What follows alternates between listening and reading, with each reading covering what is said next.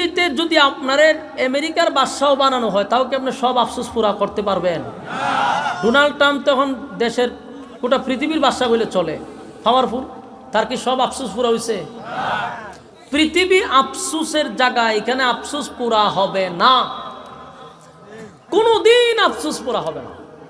এখন এক নাম্বার যে আফসোসটা আমরা করি, সবার একটা চাহিদা আছে, এই চাহিদাটা হলো আমরা মরতে চাই না, কিন্তু মরা যে লাগবে এটা 100%। তাহলে আমরা কিন্তু এখানে যারা বলছেন কেউ মরতে চাই না, কিন্তু প্রতিদিন আমরা চাই বাঁচতে, কিন্তু আমরা নিজেরাও জানি আমরা বাঁচতে পারবো না, কিন্তু আমরা বাঁচতে চাই। এই আশা আকাঙ্ক্ষা দুনিয়াতে পুরা হবে না। 2 নাম্বার হলো পৃথিবীর কোনো মানুষ কিন্তু বৃদ্ধ হতে চায় না। এখানে আপনারা যারা বলছেন কেউ বৃদ্ধ হইতে চায়, বুড়া হইতে চায়, সবাই ইয়ং থাকতে চায়, যুবক থাকতে চায়।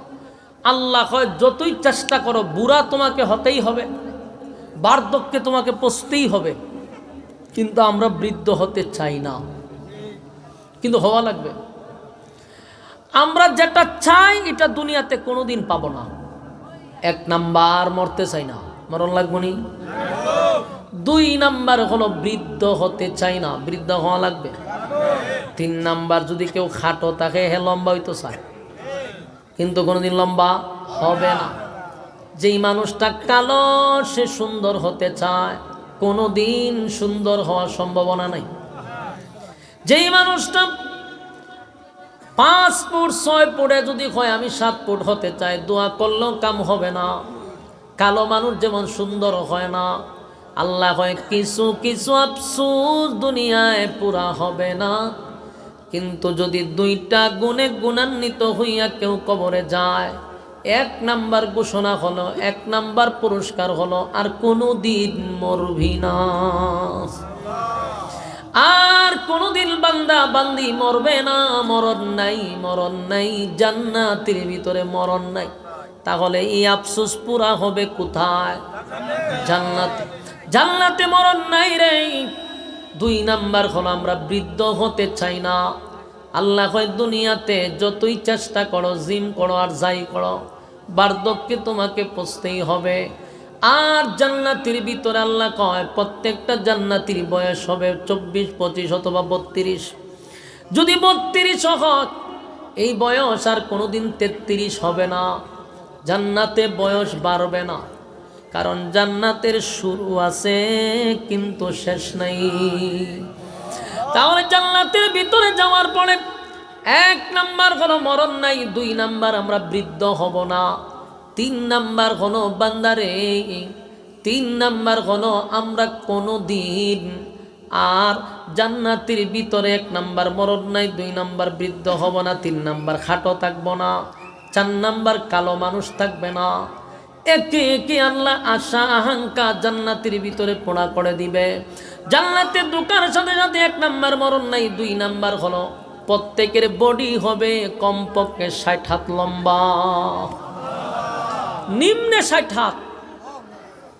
আবার কেউ 1 ইঞ্চি লম্বা 1 ইঞ্চি কম এরকম না, এক সমান 60 হাত লম্বা থাকবে আদম নবীর বডি।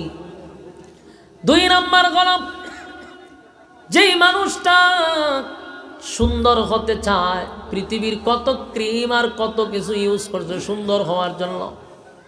কালো মানুষ অনেক সময় ফর্সা হয় ক্রিমের মাধ্যমে, কিন্তু এটা আল্লাহর উপর দিয়া অবার পণ্ডিতি, কেমিক্যাল যুক্ত ক্রিম লাগায়া, অ্যাসিড মার্কা ক্রিম লাগায়া চামড়াটারে সাদা করলাম, কিছুদিন পরেই টেস্ট করে দেখবা চামড়ায় স্কিন ক্যান্সার শুরু হয়েছে। স্কিন ক্যান্সার হবে 100%। তাহলে আল্লাহর উপর দিয়ে পণ্ডিতি করা যাবে না। এক কালো মানুষ যদি সুন্দর হইতো তাহলে হাবশি বেলাল নবীর কাছে তাইকা সুন্দর হয়ে যেত। তার মানে দুনিয়ায় কালো মানুষ সুন্দর হয় না।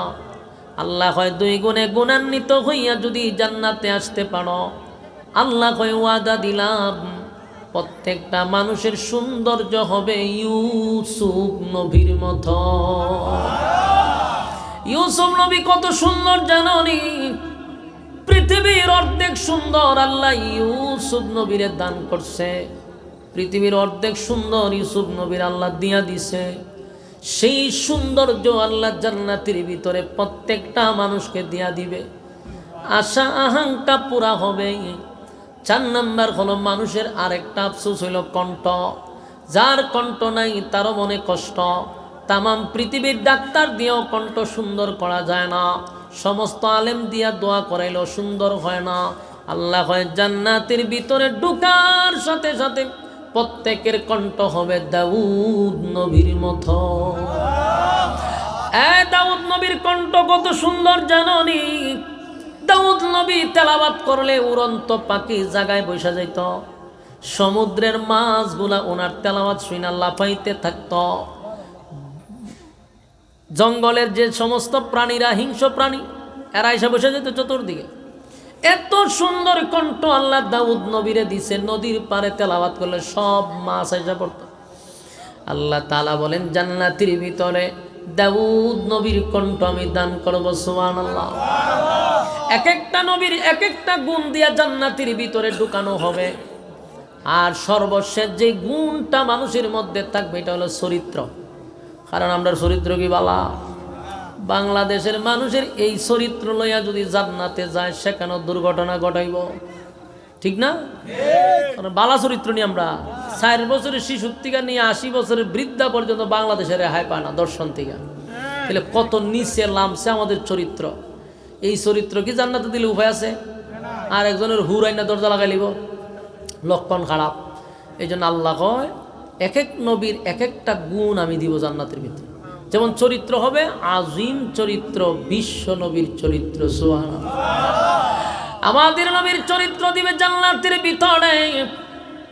তাহলে একটু বালিশের সঙ্গে মাথা লাগায়া বাড়ি গিয়া চিন্তা করবেন, দুনিয়ায় আমরা কেউ মরতে চাই না, কিন্তু মরা লাগবে। দুনিয়ায় কেউ বৃদ্ধ হতে চাই না, বৃদ্ধ হওয়া লাগবে। দুনিয়ায় কালো মানুষ সুন্দর হয় না, কিন্তু এটা আফসোস পুরা হবে না। আপনি দেখেন দুনিয়ায় খাটো মানুষ লম্বা হয় না, কালো মানুষ সুন্দর হয় না। কণ্ঠ যদি ভালো না থাকে এটা কোনোদিন সুন্দর হবে না। এই আফসোসগুলা মানুষের থেকে যাবে। যদি আপনি দেশের প্রেসিডেন্ট হন, আপনি যদি খাটো থাকেন কালো থাকেন, মনে কষ্ট আছে না নাই? তবে আমি এত কিছুর মালিক, কিন্তু আমি 2 হাত লম্বা হইতাম, অথবা আমি একটু সুন্দর হইতাম। আফসোসের শেষ নাই রে। আল্লাহ কয় 2 গুণে গুণান্বিত হইলে আমি ওয়াদা দিলাম জান্নাতের ভিতরে আমি সব নিয়ামত দিব। সুবহানাল্লাহ। এবার আসুন এই জিনিসগুলা যদি পাইতে চাই, এই যে নিয়ামতের কথা আপনাদের সামনে বললাম, এগুলা পাইতে গেলে বলুন জান্নাতের প্রতি লোভ থাকা দরকার আছে না নাই? আল্লাহ কয় জান্নাতের প্রতি লোভ থাকতে হবে। জান্নাতের প্রতি যদি আমাদের লোভ থাকে তাহলে আমাদের কাজ করতে সুবিধা। কারো যদি জান্নাতের প্রতি লোভ থাকে, ওই মানুষটাই গভীর রাত্রে ঠান্ডা পানি দিয়ে উযু করবে, ওই মানুষটা আল্লাহর কুদরতি পায়ের সামনে দাঁড়াবে। আর যাদের জান্নাতের প্রতি কোনো আকর্ষণ নাই, খাও দাও ফুর্তি করো, দুনিয়াটা মস্ত বড়, এমন স্লোগান ভিতরে যাদের লালন করে, এরা কোনো দিন সকালবেলা তো দূরের কথা, দুপুরের সময় উযু করতে রাজি না। আমরা রাত তো বহুত পরে, গরমের সময় উযু করতে রাজি না। আর যদি জান্নাতের প্রতি তার আকর্ষণ থাকে, তাহলে ঠান্ডা পানি দিয়েও সে উযু করতে চায়। আমার যুবক ভাইরা, সাহাবায়ে কেরামরা দুনিয়াতে জান্নাতের সার্টিফিকেট পাইছে কি এমনে এমনে না, লোভ ছিল। জান্নাতের প্রতি তাদের আকর্ষণ ছিল।